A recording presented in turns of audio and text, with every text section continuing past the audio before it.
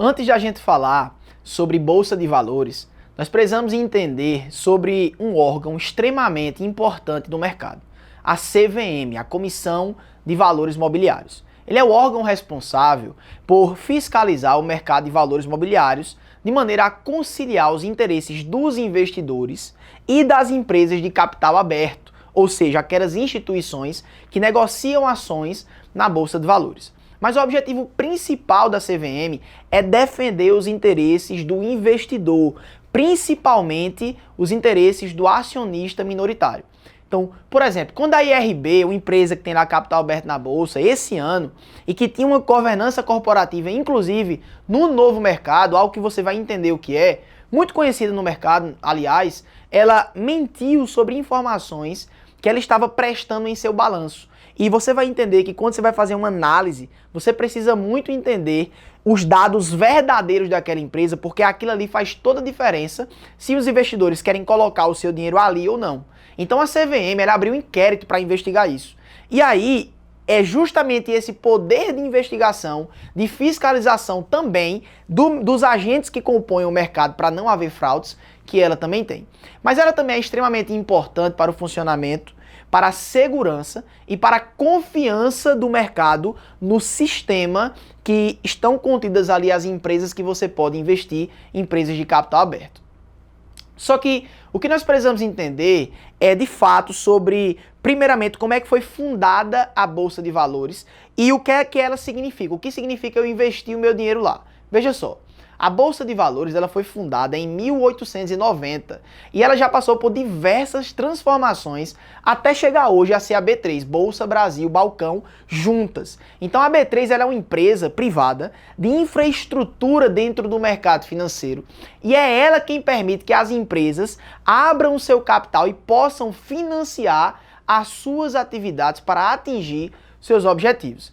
É justamente esse objetivo. Na verdade, é esse o objetivo das empresas ao abrirem capital na Bolsa de Valores. Elas fazem isso através de um instrumento que a gente chama de IPO, Oferta Pública Inicial de Ações, que é o evento inicial ali, que marca a primeira venda de ações da empresa para os investidores. Então, ela é o início de toda a negociação dessas ações na Bolsa de Valores. Veja só, Anderson quer investir agora numa empresa. A empresa abriu capital na Bolsa.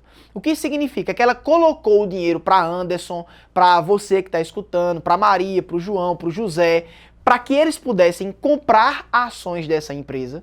E quando eles fazem essa primeira compra dentro desse mercado primário, que é o mercado em que a empresa está diretamente em contato com o acionista, elas captam recursos. Recursos para quê? Para colocar nos seus novos projetos, para colocar nas suas expansões. Então, com isso ela vai conseguir dinheiro de forma mais barata do que sempre tem que ir lá atrás de financiamento de capital de terceiros, como bancos, por exemplo. Então, isso é algo que precisa estar claro. O porquê as empresas abrem capital, agora você entendeu, e qual é o instrumento que elas usam. Só que antes mesmo da gente se aprofundar nesse entendimento do mercado de ações, é extremamente necessário saber o que é uma ação. Porque muitas pessoas têm essa dúvida, então aqui a gente vai explicar. Uma ação é uma fração do capital social da empresa, ou seja, quando você compra uma parte da empresa e agora você faz parte daqueles que colocam dinheiro nela. É o que a gente chama de sócio. Você agora, quando investe na empresa, se torna sócio daquela empresa. Agora, o mais empolgante é que dentro do mercado de ações é que você pode se tornar sócio de grandes empresas, de empresas gigantes. Imagina você ser sócio da Petrobras, imagina você ser sócio da Ambev. Quantas outras empresas, do Itaú, do Santander, do Bradesco, quantas grandes empresas você pode dizer assim, eu sou sócio dessa empresa, porque eu tenho parte do meu capital investido nela. Agora, a pergunta que é necessária responder a partir dessa realidade é a seguinte: como se faz para ganhar dinheiro no mercado de ações na prática? E aí, existem duas formas de ganhar dinheiro com ações. Eu vou pegar novamente aqui para poder responder. Veja só, duas formas de ganhar dinheiro. A primeira é através da distribuição de dividendos. E eu vou explicar o que é isso. A segunda é através, vou colocar aqui de azul para diferenciar, da valorização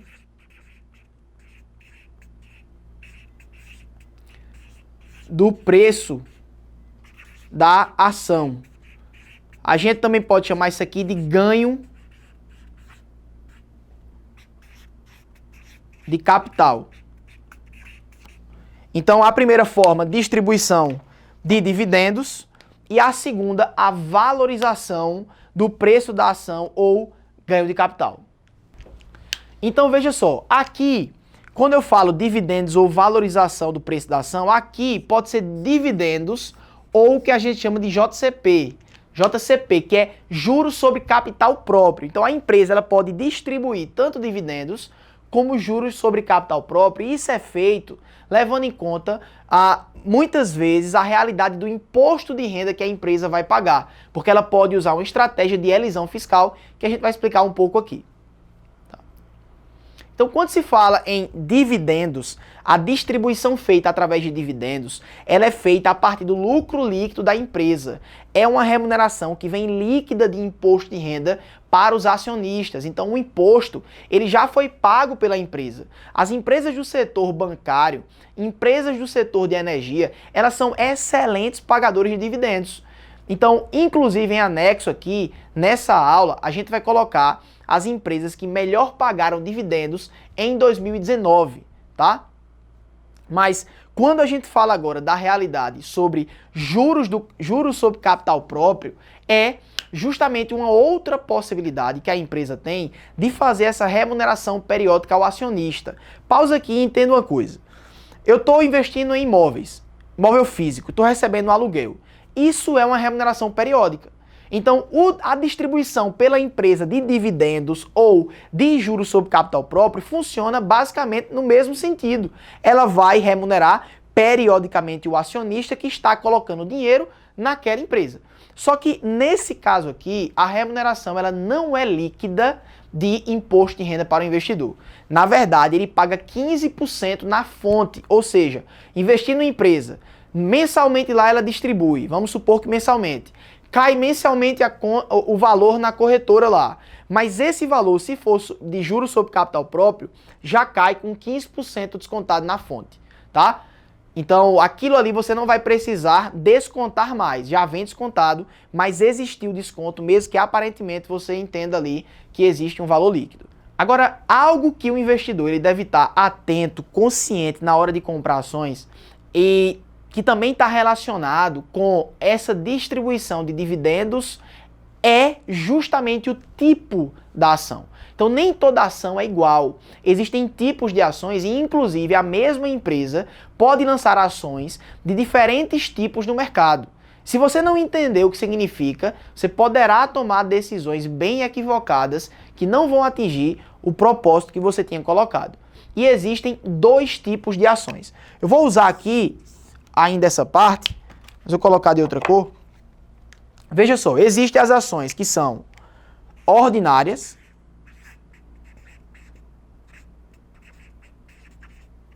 e existem as ações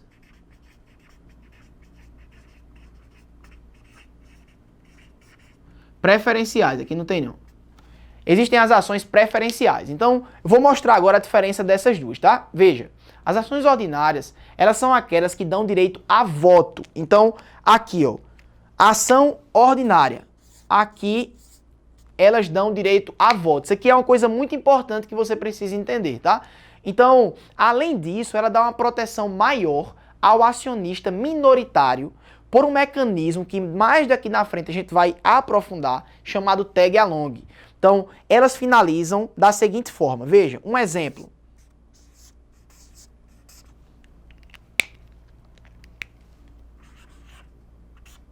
Então, as ações ordinárias, elas vão terminar com aquilo que a gente chama o número 3, o TIC 3. Então, aqui é ODPV3, Odontoprev, dentro ali do ramo odontológico, 3. O 3 significa que é uma ação ordinária. Então, você não precisa ir atrás, se você é alguém bem novo no mercado e está vindo pela primeira vez, você não vai precisar ir atrás para saber se a empresa é ordinária ou preferencial. Você já vai saber, porque quando você colocar o nome dela, essa siglazinha que a identifica, se ela tiver 3, é uma ação ordinária, dá direito a voto e tem esse mecanismo de proteção melhor do que o outro tipo de ação que nós falaremos agora.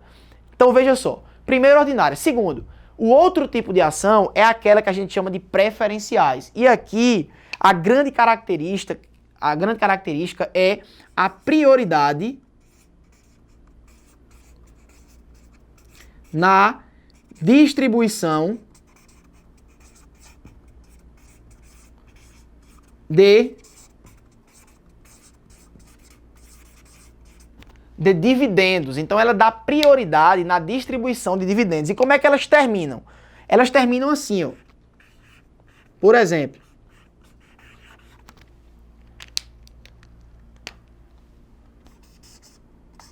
então elas terminam aqui é Petri 4, ou seja, Petrobras 4. Esse 4 identifica a preferencial. Então, quando essa siglazinha terminar com 3, ação ordinária. Quando terminar com 4, ação preferencial. Nesse último caso, por exemplo, da Petrobras, existem tanto ações ordinárias, Petri 3, como ações preferenciais, Petri 4. E o objetivo e o perfil do investidor, o momento dele, inclusive, o fará optar por cada uma delas. Então tem, por exemplo, ações que você compra visando a prioridade de distribuição de dividendo. Qual é que eu vou comprar? Eu foco na preferencial. Tem também outras vezes que eu quero ali estar mais protegido ou ter esse direito a voto. Então onde é que eu vou focar? Eu vou focar em ações ordinárias. Na hora que o investidor ele vai escolher essa empresa, existe outra coisa fundamental para se analisar, que é o universo das empresas, e a gente vai ver isso agora.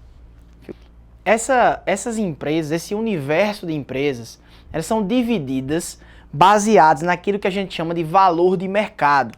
Então presta bem atenção nisso que eu vou dizer agora, tá? Existem 4 divisões aqui que nós podemos fazer, que são aquelas que a gente chama de Big Caps. Aqui também poderíamos chamar de Blue Chips. As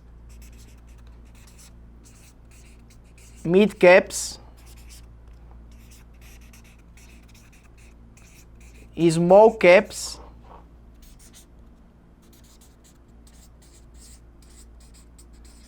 E as Micro Caps. Quando a gente fala de cada uma delas, Anderson, qual é a diferença? O que é que vai afetar aqui elas? Aquilo que a gente chama de valor de mercado. Então, veja só, é algo que a gente chama também de market cap, então valor de mercado. Isso você vai encontrar multiplicando o número de ações pelo preço da ação.